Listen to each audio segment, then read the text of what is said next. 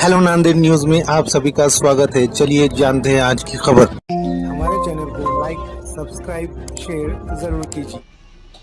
Hello दोस्तों, आज हमारे साथ वंचित बहुजन आघाड़ी के राज्य प्रवक्ता फारूक अहमद है। आज हम इनसे नांदेड़ शहर के विकास के बारे में कुछ जानकारी लेंगे और उनसे चर्चा करेंगे किस तरह से नांदेड़ शहर का विकास हो रहा है। और आप सभी को पता है इस वक्त शहर में बड़े ज़ोरों शोरों से सड़कों का काम चालू है। इनकी क्या प्रतिक्रिया है और वो नांदेड़ शहर के विकास को किस तरह से देखते हैं। सर, नांदेड़ में जो है तो विकास कामों का शुभारंभ किया गया है। तकरीबन नांदेड़ के सड़कों का काम चालू है यहाँ पर में। आप इसकी क्या राय है आपकी इसमें? देखिए, अभी विकास को आप कैसे विकास की तर्जुमानी करते हैं या व्याख्या करते हैं, किस ज़ुबान में आप या किस नज़र से विकास को देखते हैं, ये अपना अपना नज़रिया हो सकता है।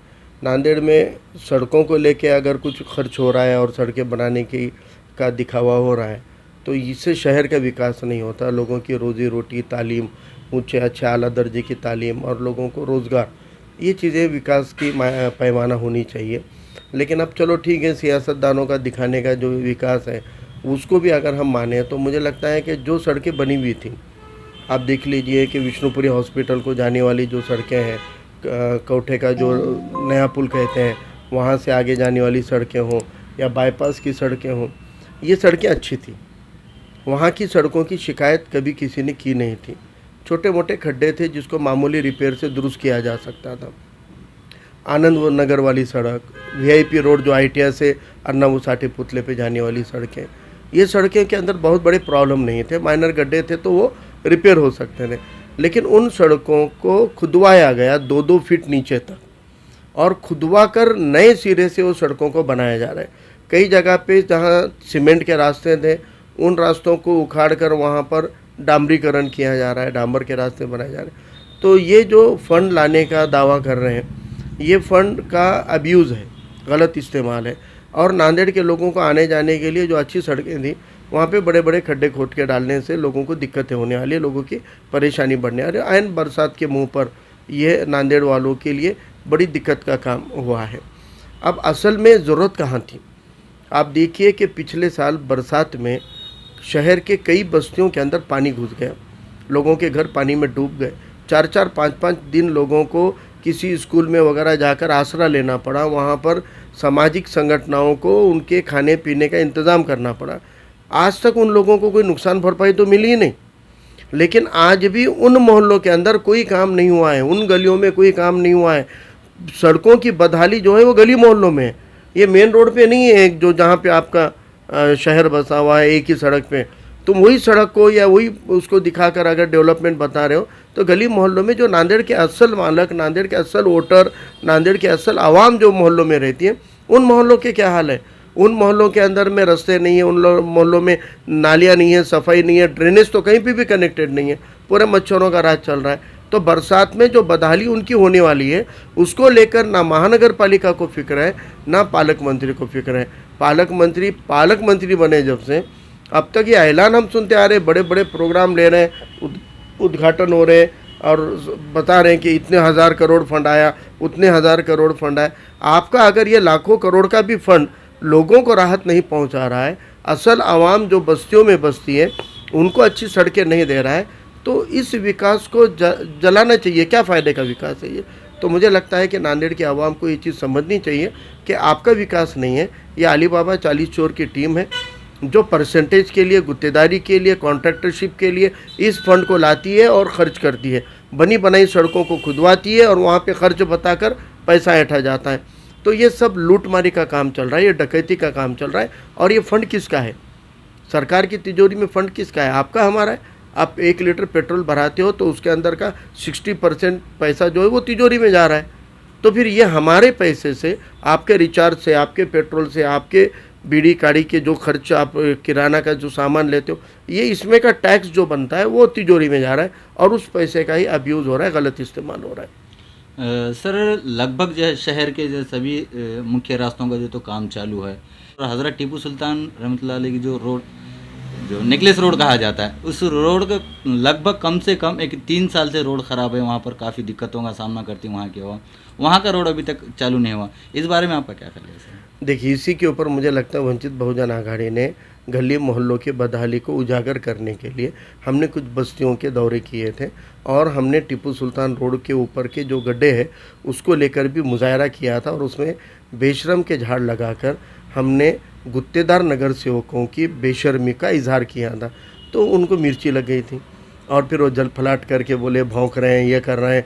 और वो एमएलसी अमर राजूरकर कह रहे थे कि भौंकने वालों को भौंकने दो, 6 महीने रुक जाओ, 6 महीने। अरे तो वो तब तो वो बता दिए कि 6 महीने रुक जाओ, मतलब पहले कुछ किए नहीं। अब 6 महीने नहीं, 1 साल हो गया, लेकिन आज भी उन सड़कों के ऊपर कोई वो काम नहीं हुआ है। और आज भी वहाँ के लोगों को असल ज़रूरत, वहाँ हम वही बोल रहे हैं कि जो रोडें आपने खुदवा कर डबल बनवा रहे हैं, उन रोडों की शिकायत ही नहीं थी, उन रोडों को लेकर कोई एहतजाज नहीं हुआ, उन रोडों को लेकर लोगों ने कभी नाराज़गी का इजहार नहीं किया। जो अच्छी सड़कें उसको खुदवा रहे हो और फिर नए से बना रहे हो। लेकिन जहाँ पर मसले हैं, लोगों के आने जाने के मसले हैं, जहाँ पे लोगों को जीना मुश्किल हो गया है, जहाँ पर आवाजाही लोगों के लिए दिक्कतों भरा मामला हो गया है, ऐसे मामले पर, ऐसी जगह पर इन लोगों को सड़कें बनाने के लिए इनके पास में तवज्जो नहीं है, फंड नहीं है। ये नाकामयाबी है। जितने नगर सेवक इन इलाक़ों से आते हैं, जिन इलाक़ों के अंदर ये बदहालियाँ हैं, उन नगर सेवकों की जिम्मेदारी है कि वो अपने आका को कहें। आप तो ज़हनी ग़ुलाम है ना उनके, आप बगावत तो नहीं कर सकते ना, लेकिन ज़हनी ग़ुलाम भी आका को मैसेज तो दे सकता है। आवाम क्या कह रही है, आवाम ने नुमाइंदा बना के चुना है ना आपको, तो आप अपने आकाओं को कहें। हम जब कमिश्नर के पास जाते हैं, कमिश्नर साहब कहते हैं फ़ंड नहीं है महापालिका के पास। और अभी तो कश्मीर के टूर पे नगर सेवकों को लेकर गए घूमने के लिए, बड़े बड़े होटलों में, 5 स्टार होटलों में रहने खाने के तस्वीरें डालकर वो बदहाली की ज़िंदगी गुजारे, आवाम को चिढ़ा रहे ये नगर सेवक। क्यों इतना करोड़ों रुपए का फ़ंड आप खर्च कर रहे हैं ना, लाखों रुपए का पैकेज दिया है ये कश्मीर के टूर पे। तो अब महानगर पालिका में अगर किसी के सत्कार के लिए 10 रुपये का हार लाते हैं तो 150 रुपये का बिल लगता है। तो आप अंदाज़ा लगाइए, कश्मीर का टूर अगर असल में मेरे आपके जैसा आम आदमी भी अगर करता है तो एक आदमी के पीछे 50-60 हज़ार 1 लाख रुपए तो लग ही जाते हैं। तो अब उसको 10 गुना करके वो महानगर पालिका में जमा होगा। तो ये लाखों रुपए किसका है? महानगर पालिका का। लोगों को पेंशन देने को वक्त पे इनके पास पैसा नहीं है, लोगों की तनख्वाहें देने के लिए कर्मचारियों को पैसा नहीं है, और टैक्स के नाम पर गुंडागर्दी करके टैक्स वसूल रहे हैं, और ये टैक्स का पैसा इस तरीके से इस्तेमाल कर रहे हैं। आज पानी कब आ रहा है, पानी रेगुलर है क्या? नहीं है। लेकिन जो रोज़ पानी देने का बिल है वो तो आपको पानी पट्टी लग रही है। जिनके पास पानी के कनेक्शन बंद हो गए, ज़माना हो गया, उनका भी बिल चालू है। घर पट्टी के नाम पर लूटमार चालू है, और ऊपर से गुंटेवारी के नाम पर तो खुली खुली डकैती चालू है, लूटमार हो रही है। उसके अंदर तो टेबल के नीचे से अलग, टेबल के ऊपर से अलग, टेबल के ऊपर से भी जो ले रहे वो भी गैर ज़रूरी है, उसके ऊपर तो कोई सामने आने को तैयार नहीं है। भाई हमने चुन के क्यों दिया आपको? चुनकर इसीलिए दिया ना कि आप हमारे मसले रखो, आप अपने आका को रखो, आप अधिकारियों को रखो। है इनकी हिम्मत अधिकारी के सामने ठहरने की? कमिश्नर साहब के सामने ठहर कर बात करना तो छोड़ ही दो। हम दावे से कह सकते हैं कि आज ऐसे कितने नगर सेवक हैं जो महानगर पालिका के एक जोन अधिकारी को भी छोड़ दो, एक चपरासी की भी आंखों में आंखें डाल के बात कर सकते हैं, एक क्लर्क के भी आंखों में आंखें डाल के बात कर सकते हैं, एक सुपरवाइज़र की भी आंखों में आंखें डाल के बात कर सकते हैं क्या? नहीं कर सकते हैं, क्योंकि इनकी फाइलें रुकी है वहाँ पे गुत्तेदारी की। अगर आवाम के मसले उठाएंगे तो फिर वो अधिकारी और कर्मचारी बोलेगा अच्छा बेटा तो जनता के प्रश्न ला रहा है, तेरी फाइल रोकता हूँ, क्योंकि उनके सब बोगस कॉन्ट्रैक्टरशिप गुत्तेदारों के फाइल आए।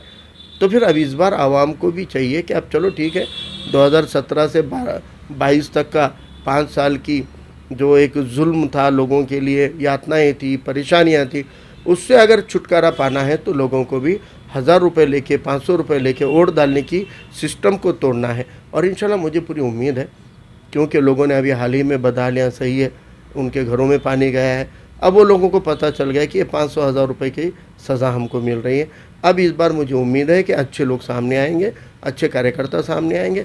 हर गली मोहल्ले से, उस गली का, उस प्रभाग का एक ऐसा नौजवान कार्यकर्ता सामने आना चाहिए जिसके अंदर खिदमत का जज्बा है, गुत्तेदारी करने का ख्वाब नहीं है, बैनर के ऊपर फ़ोटो लगाने की उम्मीद नहीं है, आवाम की खिदमत करने का जज्बा है, ऐसे नौजवान सामने आए और इंशाल्लाह इस बार आवाम भी उनको साथ देगी और वंचित बहुजन आघाड़ी भी ऐसे ही लोगों को सामने लाना चाहती है। ऐसे लोगों को हम टिकट देना चाहते हैं जिनमें खिदमत खल्क का जज्बा हो और अपनी कौम के मिल्लत के खातिर अपने ज़ाती मफादात की कुर्बानी करने की नीयत जो रखते हैं, ऐसे लोगों को इंशाल्लाह हम भी आगे लाएंगे।